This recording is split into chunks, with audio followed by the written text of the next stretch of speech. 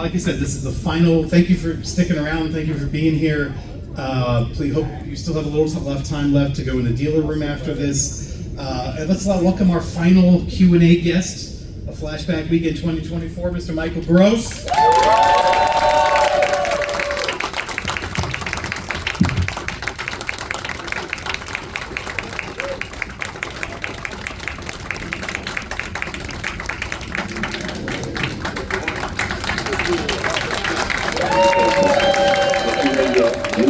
Get up on your roof. We'll talk later, okay? Over. I'm on the roof.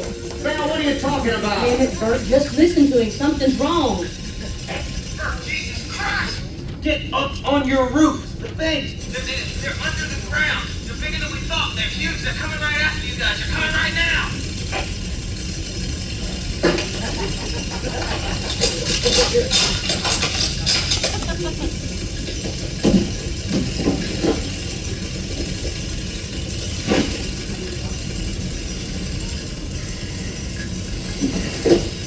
We don't see. Broke into the wrong goddamn rec room, didn't you, you bastard?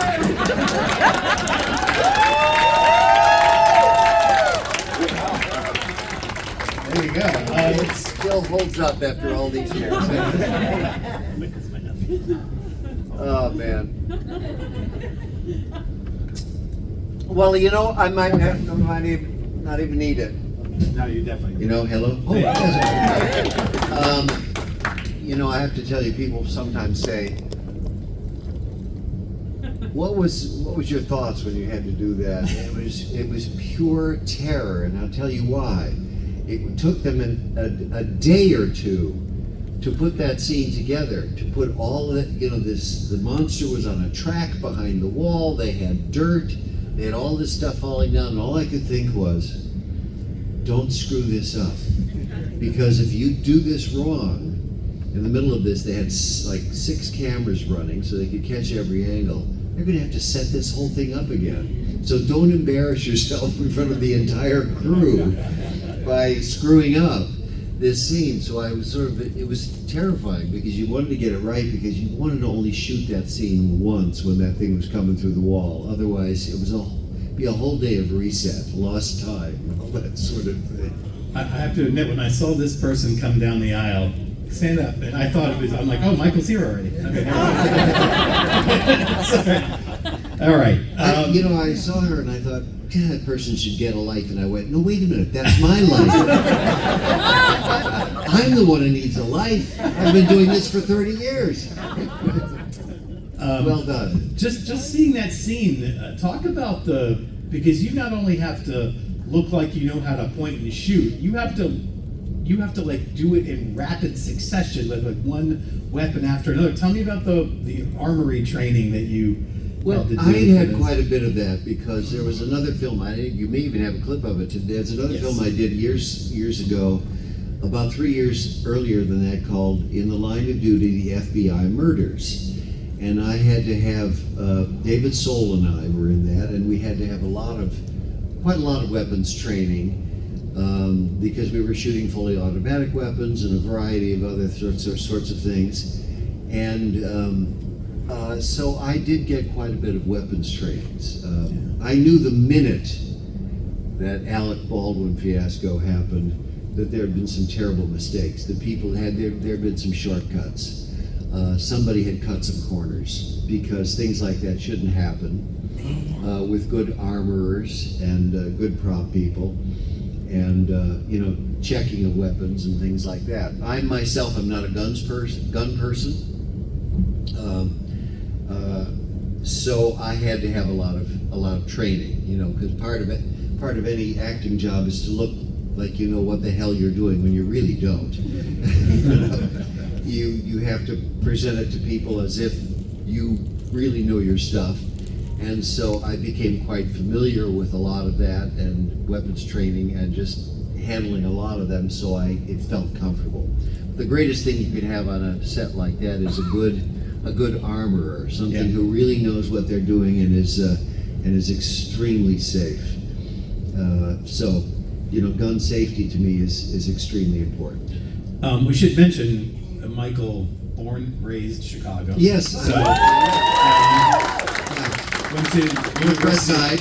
University of Illinois, Chicago campus training, and then on to Yale Drama School, of course. Right, but then, right. but let me ask you, this film in particular. I mean, you'd spent 7 years being America's dad, basically on television, one of the most beloved father figures in all of television. And was this taking on this role like a deliberate attempt to sort of shake up your image and your reputation? I was thrilled because a couple of months before Family Ties ended, this was in 1989, so we ended sometime, I want to say April, May of 89. The script simply came to me. They said, we'd like you to audition for it, because obviously it's a very different role than people are accustomed to seeing you doing. We'd like you to audition for it. And I thought, this is a monster movie. This is fascinating. And so I jumped at the chance because it was different. And part of the reason I think on any given series, it was a popular series for 7 years, and you begin to wonder, will there be life after this? Will you be categorized and shoved into some little pigeonhole where they will say, okay, America's most popular, popular father, nice guy, what's left? And so you worry a little bit about that because you'd love to do a variety of things. That's part of the reasons you've got into this business. I like doing things that are just very different. And so they had sent this script to me. And so I went and auditioned for it and fortunately got the job. And so I was looking for other possibilities, but this basically landed in my lap. Right. Not entirely, it wasn't an offer. They said, we want you to audition for this. And I obviously convinced them I was a paranoid, obsessive, compulsively disordered monster hunter.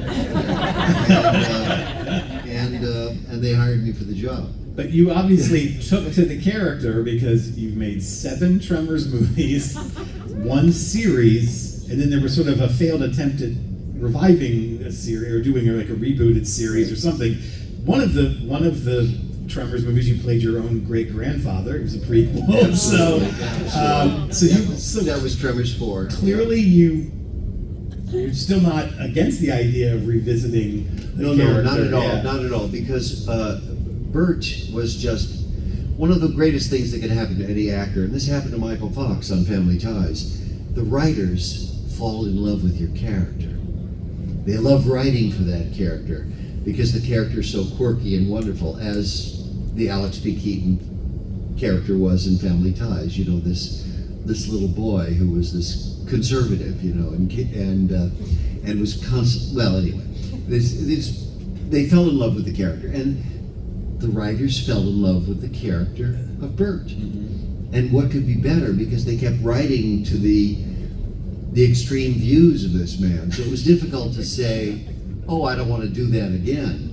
And people say, well, why did you intend to be the star? And I said, no, it's just everybody else kept leaving. And I couldn't say no because I love Bert so much. I always saw somebody like Kevin and Fred Ward being the leads, and Bert was an ancillary character who was, it was like, I always compared it to being like the Fonz in Happy Days. You're surrounded by that normal family, and there's the Fonz, right? And so I always felt Bert was far more interesting because everybody else was relatively normal around him, and he was the quirky, eccentric guy. And so I always saw him as a supporting character. But he became a leading character because in Tremors 2, Kevin decided he didn't want to come back. After Tremors 2, Fred Ward didn't want to come back, and we kept losing people. But they kept writing for Bert's strength, and so it just happened that I became the lead because everybody, a true survivor, right? So Bert was, in fact, a survivalist. The fan base for this film has taken on a life of its own. And like many of the films we're spotlighting this year, not on purpose, but it found a lot of success in home video because it didn't in the box office really. But Absolutely. And so you get to keep coming back? Did you? I mean, did you? At what point did you get a sense that, oh, this thing is actually like people love this thing? Well, I was always surprised because Yeah. I think it took about 4 or 5 years after the first one to make the second one, or something like that. It was a number of years, and I just, like most people, you think it's a one-off, and you're happy to do it, but you think, okay, that's the end of it. So they came back with two a number of years later, and I was just surprised. Really, you're going to do another one? Wow, how fascinating! And again, I love Bert, so I thought, well, this will be fun. Then we did 2, 3, and 4. And it was years, maybe 7 or 11 years before 5, before they did 5, 6, and 7. To reboot that like that. So I just always assumed it was over. they kept coming back. It was unfortunate, I think, that you don't know what's going to happen in your career. Sometimes chance just plays a part in what you're doing. I was always a little disappointed that Tremors, the original, was not a bigger success on the big screen. It was out for about a week. Not enough people saw it. It really did not find itself until the aftermarket videos. That's where it began, this underground thing. This thing started going, and you can't count every disappointment in your career, otherwise it would drive you crazy. But I was always a little disappointed it didn't do better, because I thought, well, after 7 years of Family Ties, if enough people had seen me on the big screen in the theater houses, that would have been my Breaking Bad moment, if you will. It was like, oh my God, you can do that too. So I mean, I'm not unhappy with it, but that would have been great, because it might have brought a whole different feature career to things. It's like, oh my God, he was so different than that. But hey, them's the breaks, right? You play the hand you're dealt, or as Bert would say, doing the best I can with what I got.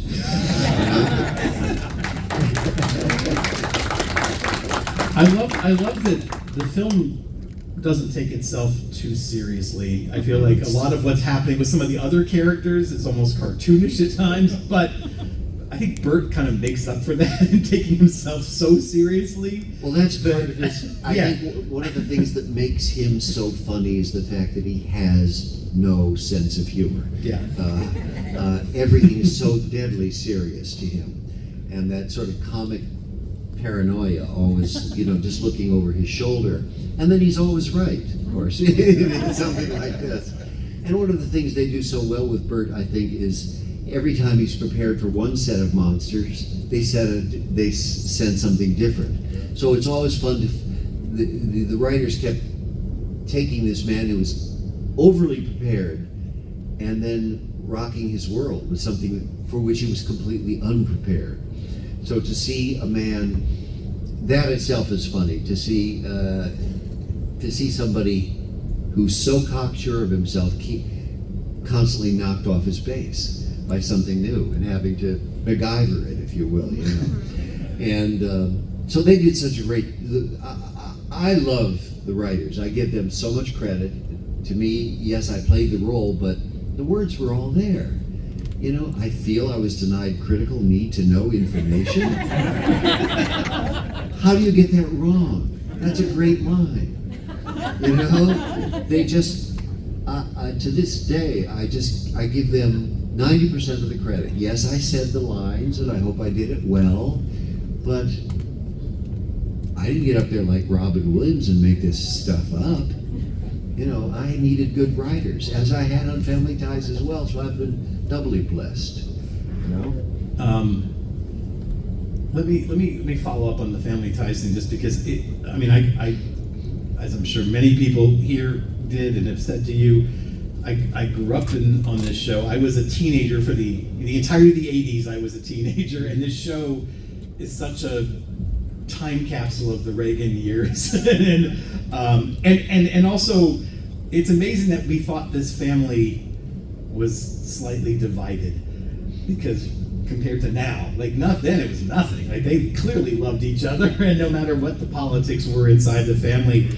And there was a lot of the dialogue was just back and forth about about politics. But I'm wondering, like, when you look at it now, that must seem pretty tame. Oh, absolutely. I think every congressperson should be made to sit down and watch a few episodes of Family Ties to see how we can have such different views and realize we're all part of the same family. Now, one could take that to the country and say we're all Americans, right? And we always do best whenever we are united.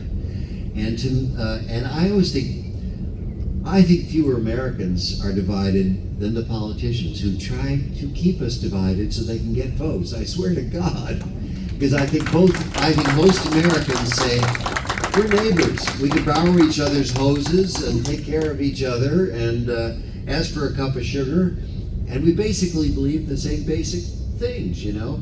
And those were the days when it was very different. When two Irishmen like Tip O'Neill and Ronald Reagan, two Irishmen could sit down together on extreme ends of the spectrum and have a glass of Irish whiskey and work out a compromise. Okay, what are we going to do about this? How do we make this happen? As opposed to being these divided camps that won't talk to each other.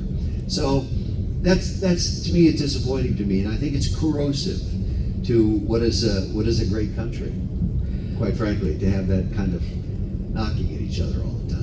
When you're at a convention like this, especially like a horror or sci-fi convention or whatever, and you come, what are the percentages of people that want the Family Ties stuff signed as opposed to the Tremors Well, stuff it's pretty much equal. I'd be surprised sometimes because I've had people come up to me, and you know who you are. Some of you have been here, you know, fully tatted, pierced.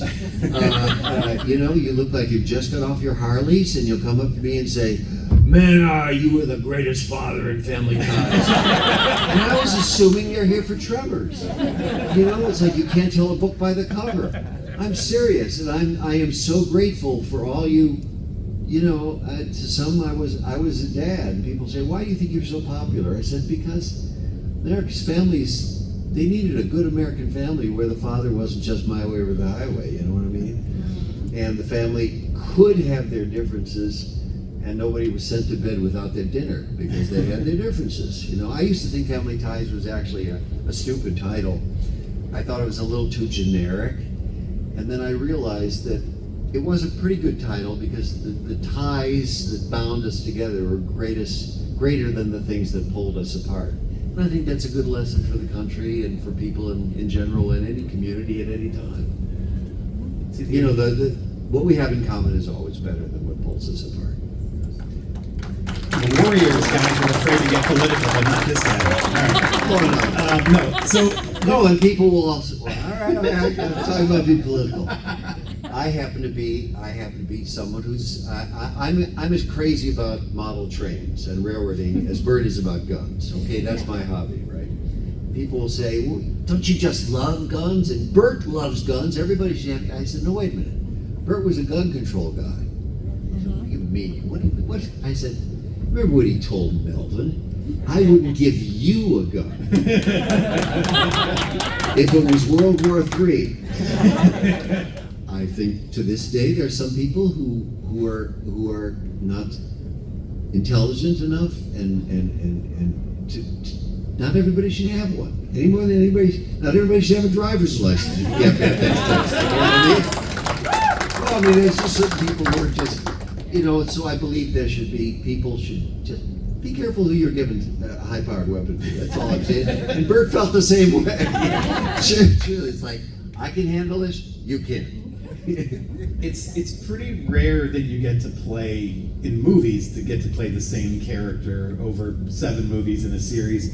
Were there ways that you attempted to grow Bert across those years? Yeah. Particularly in one of my favorites next to the first. Well, I loved all of them, but as an actor, I particularly loved Tremors 4, which was the one with the prequel, and I'll tell you why. Because to me, it was enjoyable because I started out as one person, my great-grandfather, Hiram Gummer, who was a complete snob. Okay, he's come from the East. He's looking down his nose at these people and the West. He wants nothing to do with it. He's a fish out of water. He's looking for civilization. He loves civilization. And these people, to him, are backward and stupid and not worth his time. But what was fun as an actor is to take that journey, his transition from being that snob to somebody who totally fell in love with that place and those people and said, I'm willing to fight for you. And the others, as exciting as they were, Bert was just basically Bert. But in 4, I was able to make that journey as a character from one point of view to changing my mind and adopting another point of view. And that, as an actor, is just for fun. What are the changes? What's that arc of the character? What's that journey he makes? And that to me was probably one of the most fun as an actor, although I loved all of them. Yeah. Now I will say and that led to when we did 5, 6, and 7, under a different set of writers and different set of circumstances, I thought it was always interesting for Bert to have something else other than just the monsters, some other challenge. In 5, it's like, I've got a son, Jamie Kennedy. I don't want a son. I'm a loner. I don't want this person in my life. I don't know if you go back and look at that. I insisted. I said when I first find out he's my son, we were in a truck together, and I said I want to jump out of that truck and walk away, and I did. If you see the way that's filmed, when I first discover he's actually mine, I jump out of the truck and just start walking. It's like I don't want to deal with this. Bert is a loner. He doesn't want. He's a guy who wants to be by himself, right? He's a world unto himself.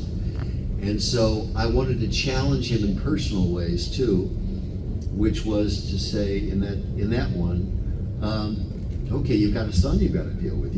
There's somebody else in your life who wants to be a part of your life, and that itself is a challenge. So beyond the monsters. And in the next one, we dealt with the fact that Bert had to deal with the fact that he might die. He'd been infected with this graboid venom, and so wanted to deal with a little bit of mortality. And in the 5th one, or in the 7th one, the fact that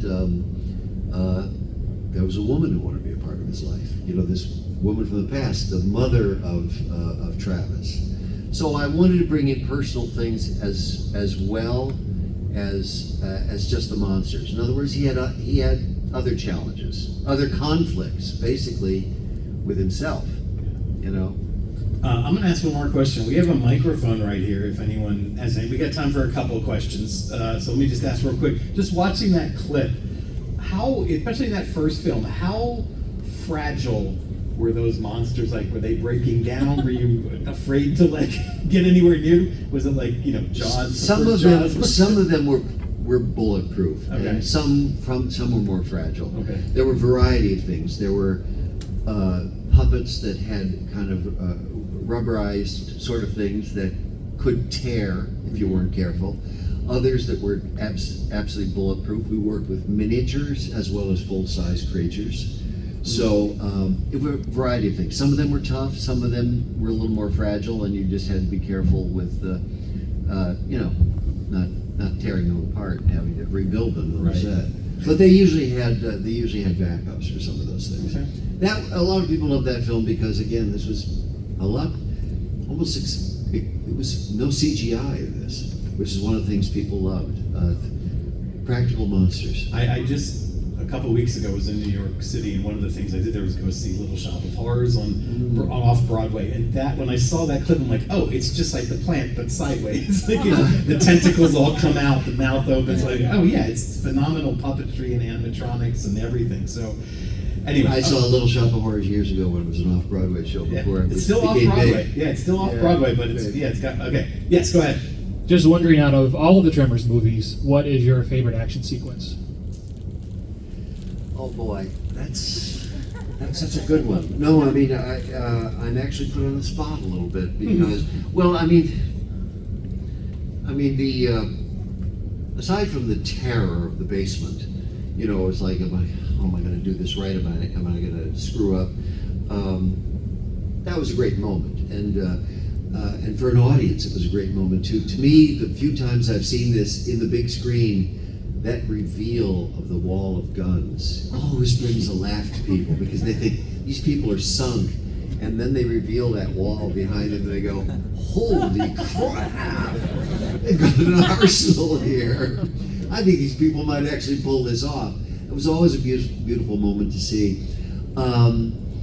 In terms of action sequences, I mean, boy, there's so. There was one. I think it was Tremors 3. I was in an actual. I forget. It was like a 20 millimeter gun turret.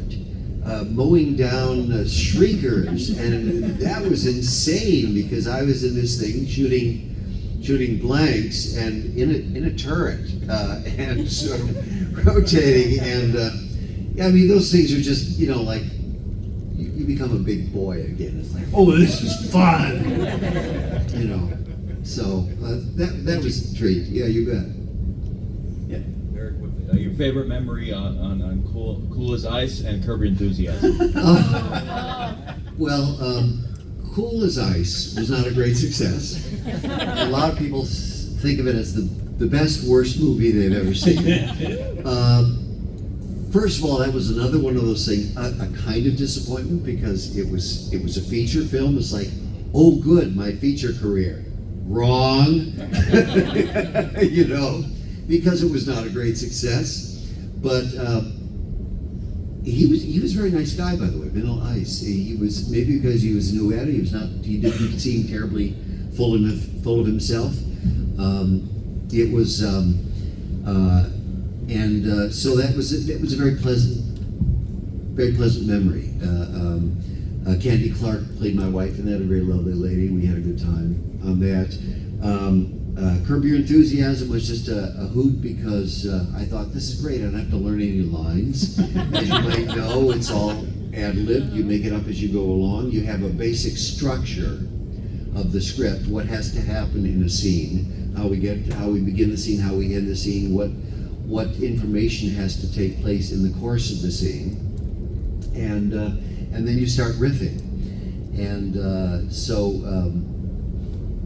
obviously Larry David was a lot of fun, nice people to work with, and every time you do a take, you'd basically discuss it and say, okay, what worked in that scene, what didn't, can we shorten that a little bit, maybe expand on that a little bit. So at the end of each scene, after you do the ad-libs, they'd say, okay, a little less of this, a little more of this, let's figure it out, and then maybe we'll do it several times until they got something with which they were happy. But it was a great deal of fun, and all I remember, I went into the audition. You had to. Larry David wanted an audition, and I knew I was going to be his dermatologist, and so I went into the scene saying, because I knew it was going to be ad-libbed, I just had to have a point, and the point of my scene was in the audition with Larry was to get all of his clothes off so I could do a complete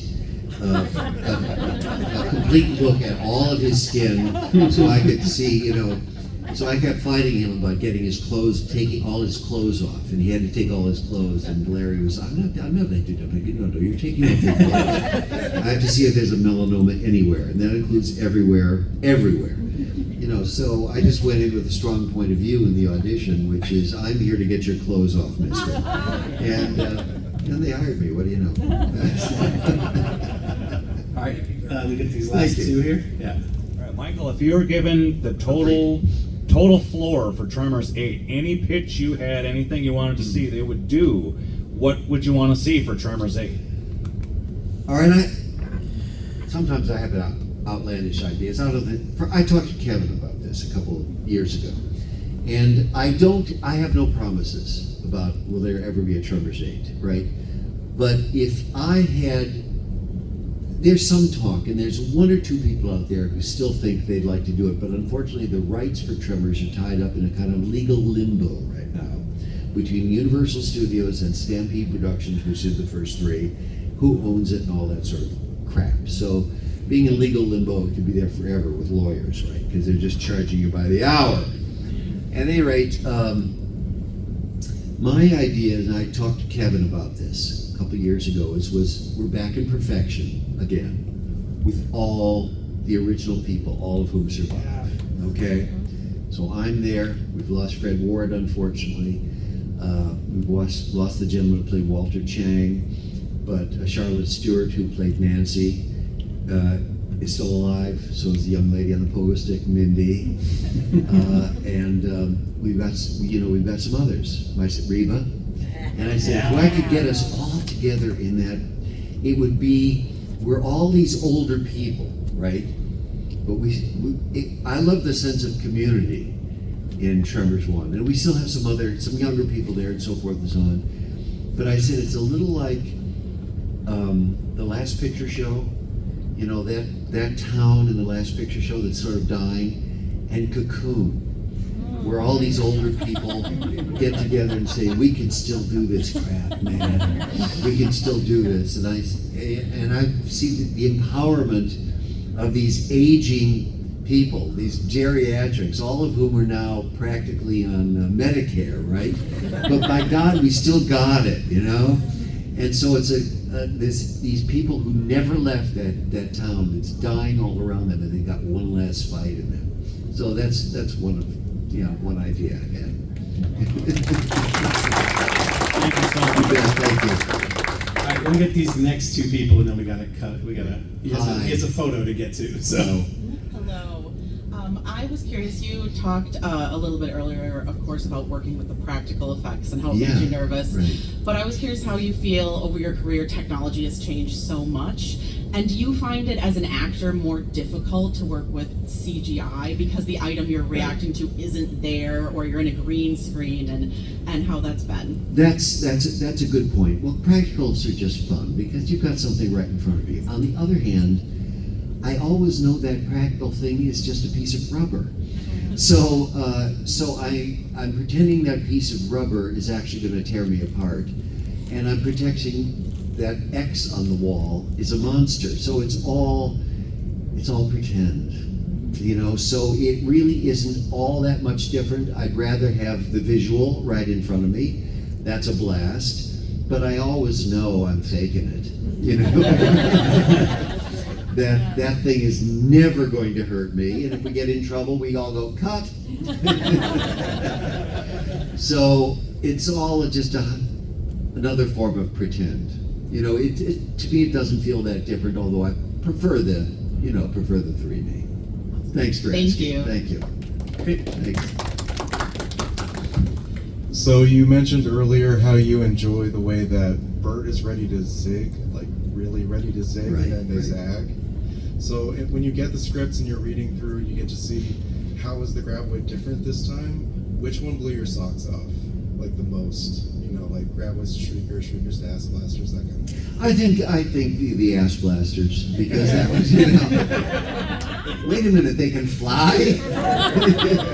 You know, and the guys were always so good about inventing ways to get around them, you know, hiding ourselves under mattresses and things like that. The visuals they did in 2, you know, behind the doors, walking behind the doors or under the mattresses in 3, they were always so good at having great comic visuals.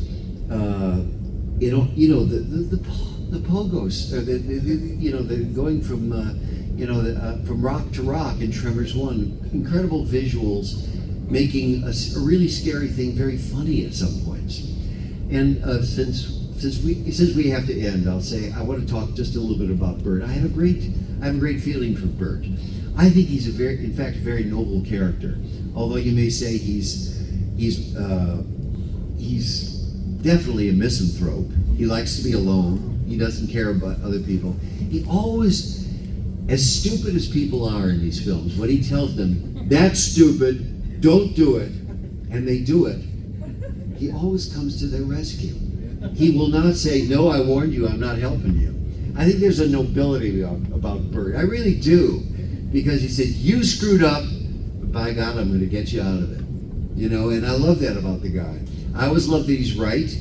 He's like, no, what I mean by that is, I had an argument with somebody on one of the Tremors things they were talking about, one of the movies. They were trying to tell me, oh yeah,